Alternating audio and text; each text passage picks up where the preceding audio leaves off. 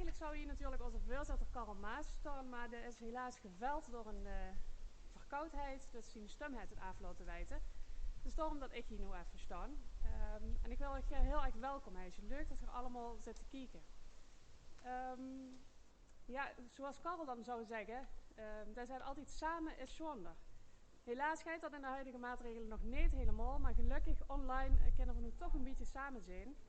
En om daar dan mee te beginnen wil ik heel graag de mannen die hier zijn van Platform 046 heel erg bedanken dat ze dit mogelijk gemaakt hebben. Dus misschien een applausje van jullie voor. Dankjewel. Zoiets je misschien al hebt gelezen, voor alles is een eerste keer.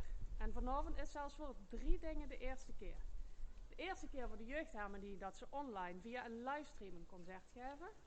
De eerste keer voor ons beginnersorkestje, dat zijn de 4 dames hier aan. Die geven hun eerste concert vandaag. En het is ook nog de eerste keer voor de nieuwe dirigent van onze jeugd, Roy Deus. Hij gaat verder dadelijk ook door het programma leiden. Ik wil nog één ding zeggen, er staat een QR-code bij in het beeld. Via die QR-code kunt je een vrijwillige donatie geven. En dat geld gaat naar deze jeugd, want op de planning staat voor hun in 2022 een concertreis. Dus we hopen dat ze een beetje geholpen werden via deze QR-code. Ik wil jullie een hele fijne avond wensen, heel veel plezier. Jullie ook, heel veel plezier en succes. En ik geef heel graag het woord aan onze nieuwe dirigent, Roy Deus.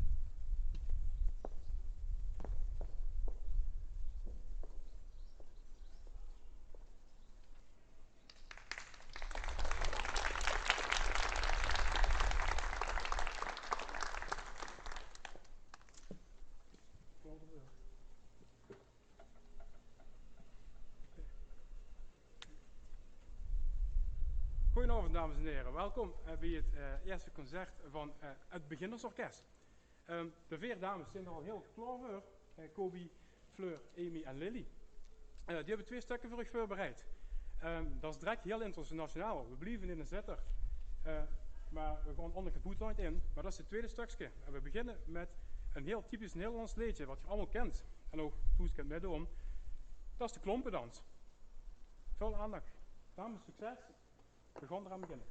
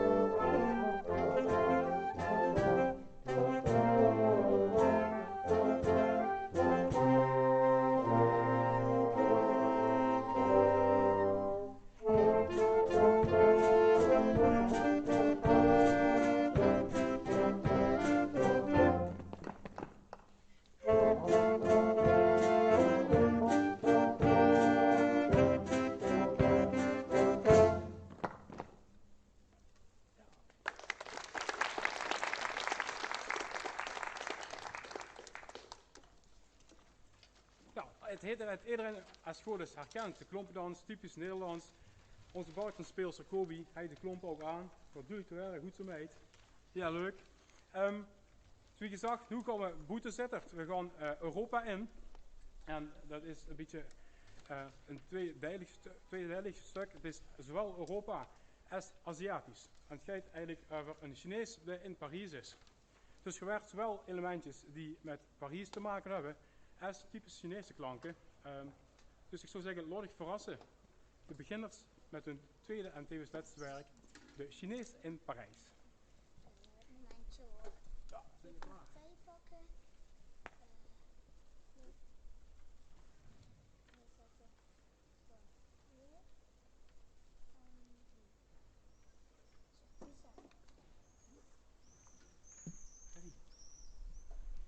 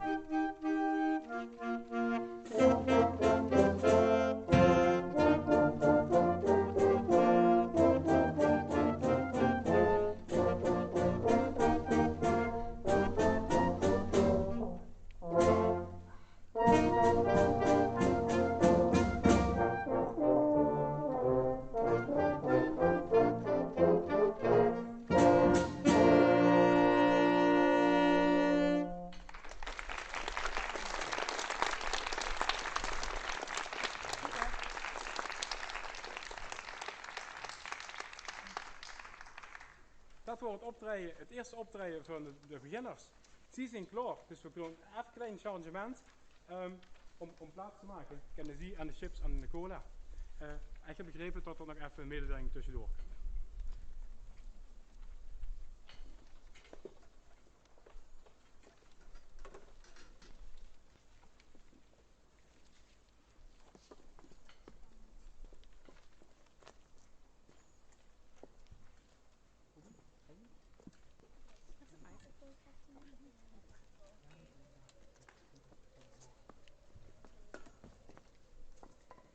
Ja, dames en heren, een tijdje geleden hebben we metgedaan aan een inzamelingsactie van het Prins Bernhard Cultuurfonds.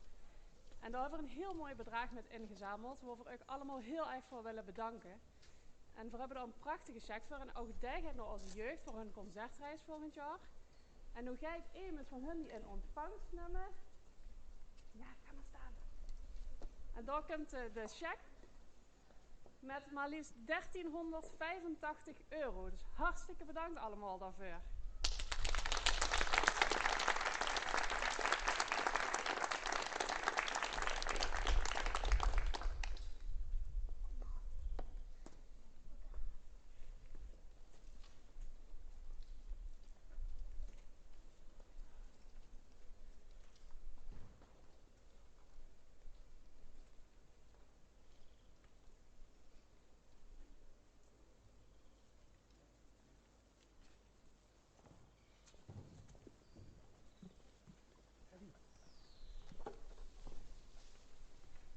Dames en heren, dan gaan we verder met de jeugdharmonie van de Pijk.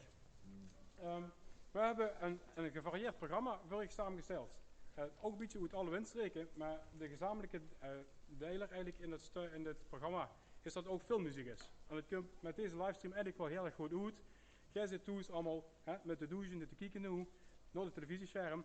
En normaal draait een film met heel chique muziek en de jeugdharmonie gaat de muziek dus eigenlijk voor u live spelen. Maar goed, een fatsoenlijk concert, dat kent steeds beginnen zonder een goede ouverture. En die hebben we gevonden. Het gaat om de Seagate Ouverture van James Swearingen. Nou, hoe gaat die ouverture over? James Swearingen, die komt uit Ohio. En die wordt in 1987 gevraagd om een openingswerk te schrijven voor een conventie van allemaal dirigenten en belangrijke mensen in de muziekbranche. In Ohio dus. En voor het evenement, de openen, hij is een chique ouverture nodig. We komen nu bij de Seagate Ouverture. Nou, de naam heeft te maken dat de stad Toledo, hoe die conventie was, de gateway to the sea. Dit wordt zo genoemd in de regio daar. Ik heb er gaan proberen op te zoeken. Het is heel raar, maar er ligt eigenlijk geen zee bij Toledo. Dus een beetje raar wie ze dat dan noemen. Er ligt een meer, dat heet Lake Erie. Dus ik neem aan dat ze dan vroeger niet echt precies nog wisten wie groot dat meer was en dat ze dat de sea noemden. Nou, verder inhoudelijk over die ouverture. Is het echt een ouverture wie een ouverture werd te zien? Voorstelling van het orkest, daar komt een kleine ensemble, het gaat solistische passages, grote toetieklanken, langzaam tempi, het snellere tempi, eigenlijk alles komt aan bod. Dus ik zou zeggen, God er goed voor zitten. De jeugdharmonie van de Pijk speelt voor u de Seagate Ouverture van James Swearingen.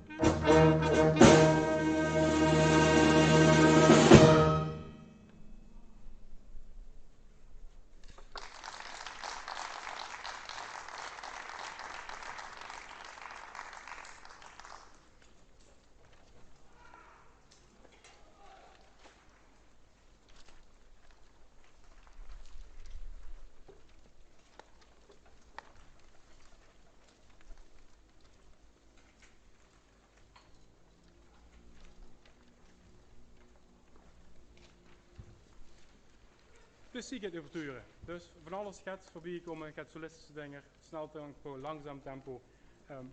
Mooie overturen. We zijn het opgewarmd. Hopelijk jij het hoe ook.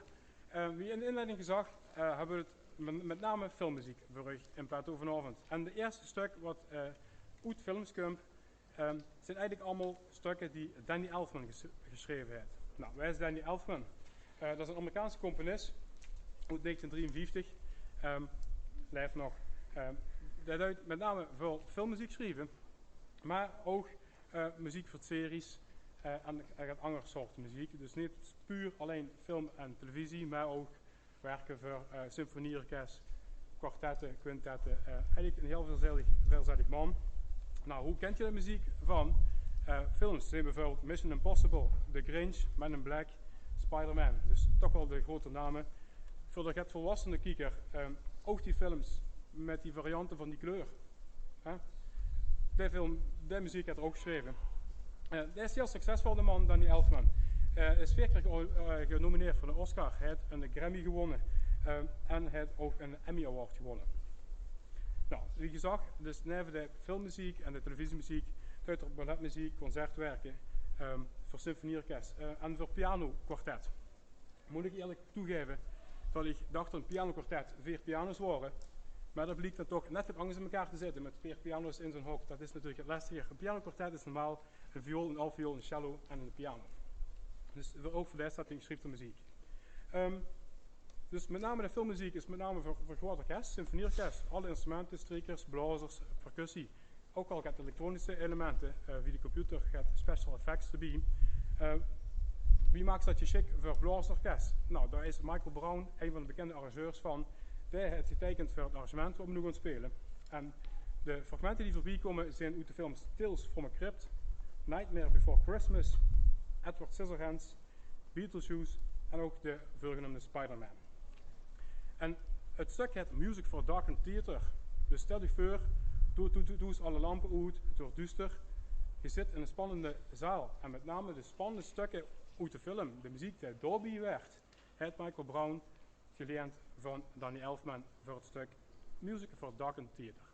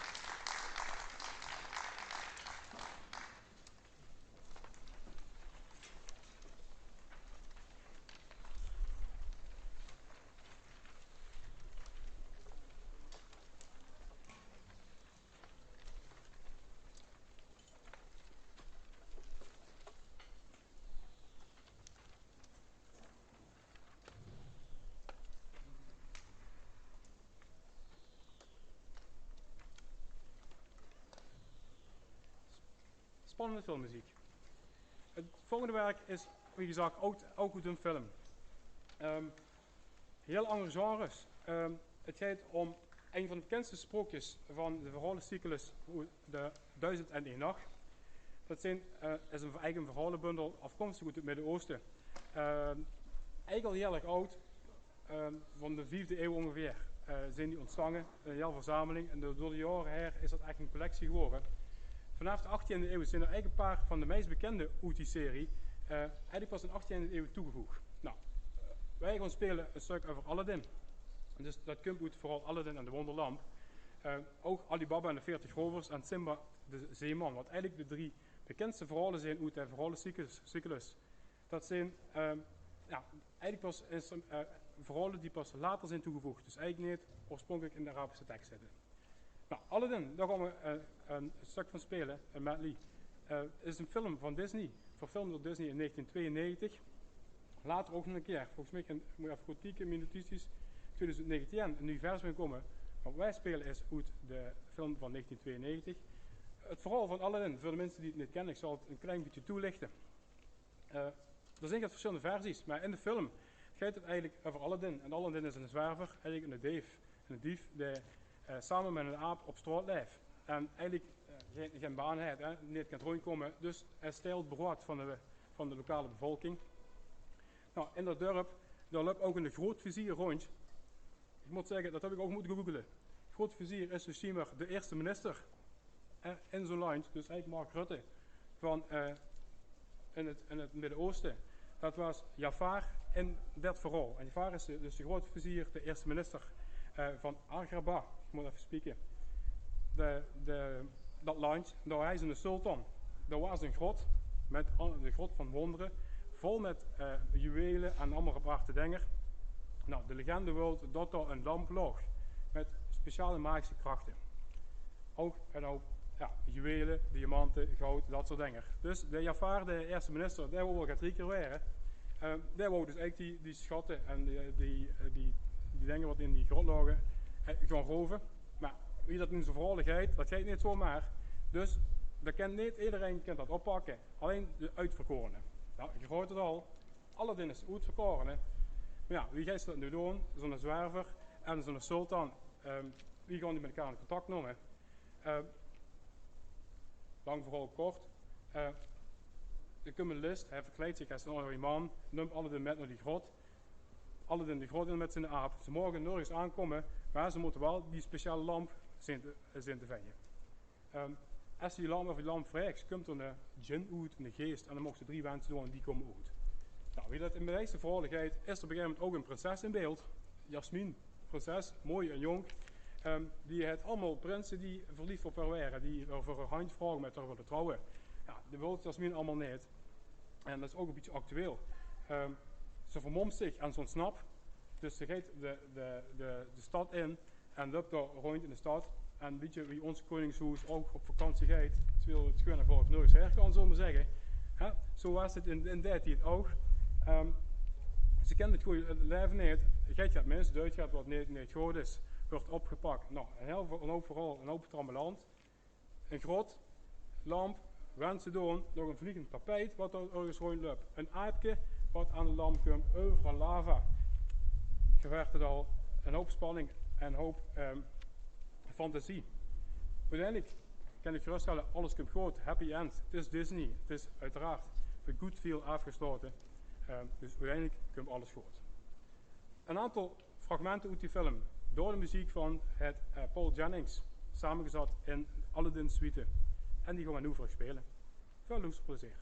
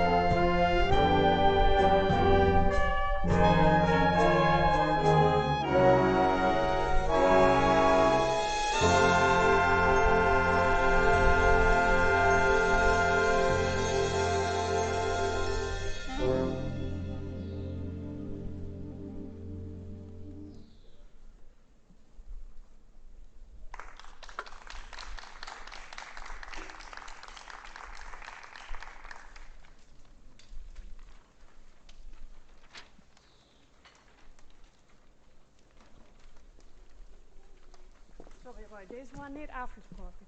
Maar we hebben ondertussen gezien dat er al een paar donaties binnen zijn gekomen. Er staat dus een QR-code in beeld. Wil ik toch nog een keer op wijzen, want ze willen heel graag op concertreis naar Duitsland. Maar op dit moment komen ze nog net niet tot daar. Er staat dus een QR-code die moet je scannen met de camera van de telefoon. Dus niet met de bank of dergelijks, maar met de camera van de telefoon scannen. En dan komt je automatisch bij het linkje wat je moet zien. Dankjewel alvast.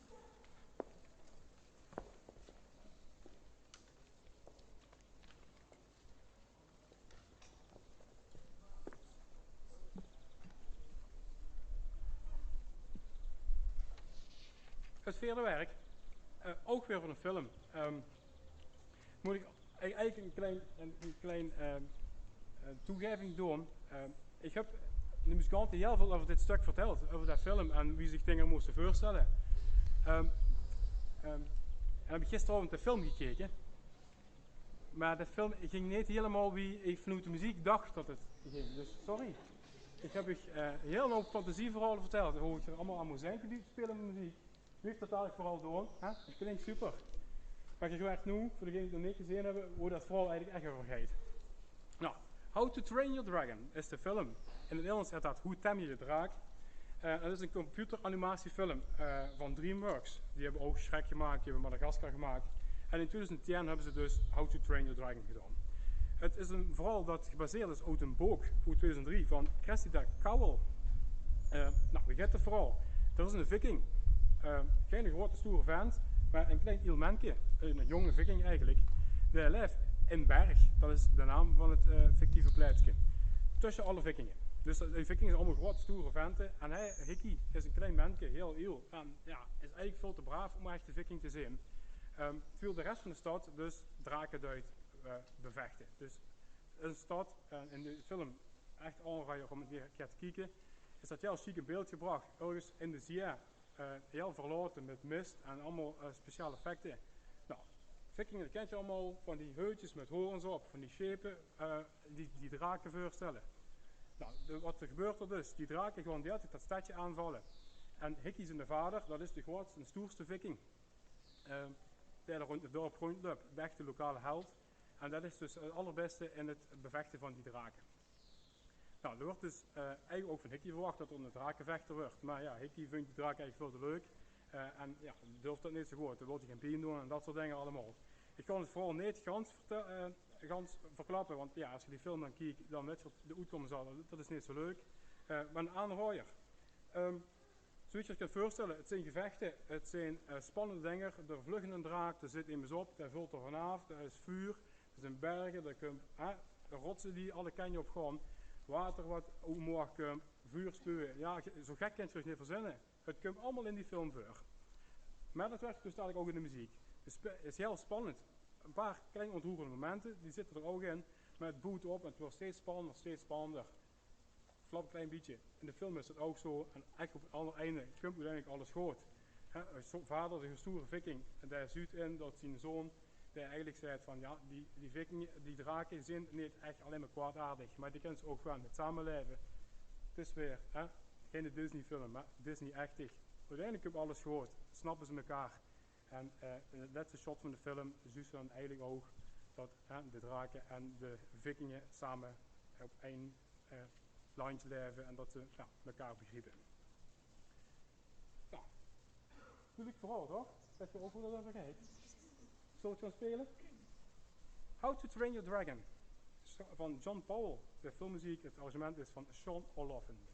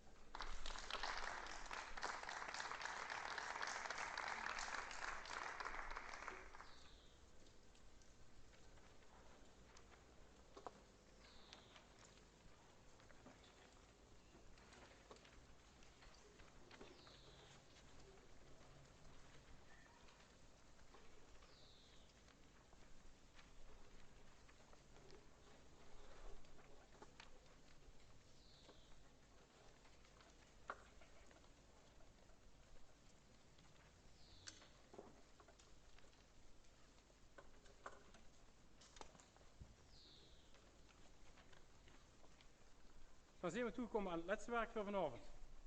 Zoals de meeste mensen weten, is het mijn eerste concert als dirigent van de jeugd van de Pijk. Dat is altijd even spannend, altijd even aftasten, hè? Wie geeft zo'n concert. Dan is het ondergetrekt livestream, dan hebben ze geen publiek, wat klap. Mensen, ik neem aan dat je toen heel enthousiast geklapt hebt en ontzettend genoten hebt van het concert tot nu toe. En nu heb ik weer zo'n punt dat ik eigenlijk niet zo goed weet, ja, wat moet ik nu? Het stuk dat we gaan spelen is Klezmer Carnaval. En van het eerste moment dat ik hier bij de Pijk in het gebouw binnenkwam, zei Marianne, hoe ik in gesprek met hij, samen met nog twee anderen, ja, dat Klezmer Carnaval, Roy, dat is iets heel speciaals voor de jeugd van de Pijk. Want dat kennen ze ja, van Boete en de hartstikke enthousiast. Het is echt gewoon eigenlijk het lijflied van de jeugd van de Pijk. Ja, super enthousiast, leuk. Ik ben heel erg benieuwd wie dat gaat. Maar dat is een ander dingetje.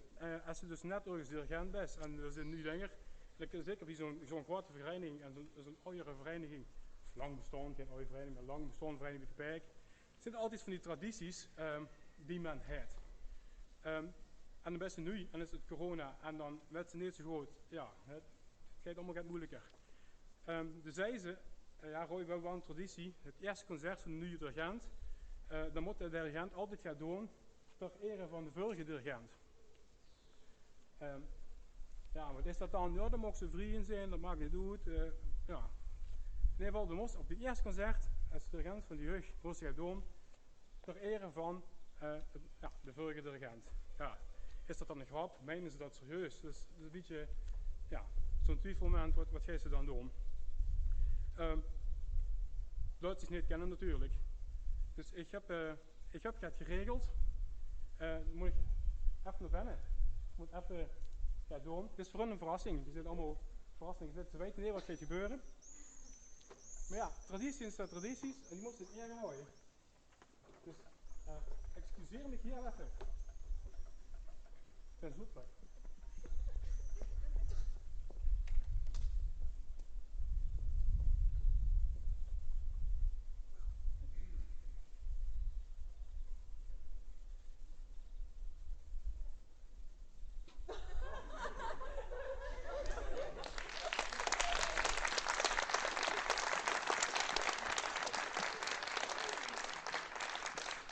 Barbara,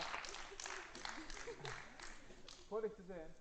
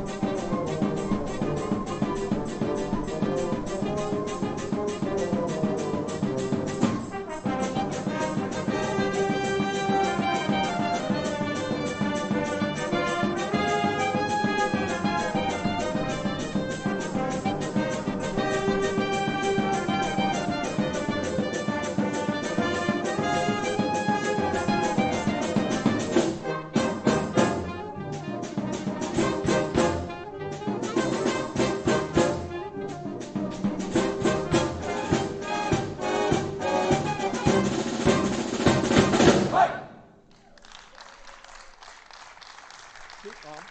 Right.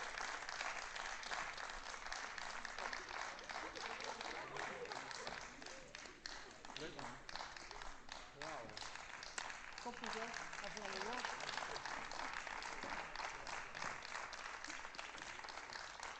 Was de camera? Oh ja, we kunnen de camera niet maken. Zeker. Geweldig, super. Dankjewel Roy. Dat is een verrassing hè. Ja, dat is eigenlijk een verrassing. Hij is er door. Ook dat je in de telefoon ging? Ja. Ah, oké. Ja, goed. Super. Ik geef hem maar uit, dus ik kon het antwoorden. Dankjewel. Dankjewel, super. Roy, heb je nog een laatste woord? Heb ik het laatste woord? Nou. Bedankt allemaal. Bedankt kiekers toes voor het vele kieken. Ik heb gewerkt dat er een paar honderd man ingestreamd zijn. Of dat waren ze niet, maar heel enthousiast. Ik heb stiekem gekeken naar de livestream. Dus ik heb mensen die reageren, die het heel leuk vinden. Super initiatief. Bedankt aan de muzikanten voor het chique gezegd. Bedankt voor u voor het kijken. En we hopen u volgend seizoen uiteraard in levende lijven een keer te mogen ontmoeten op ons concert. Fijne avond nog en tot gauw.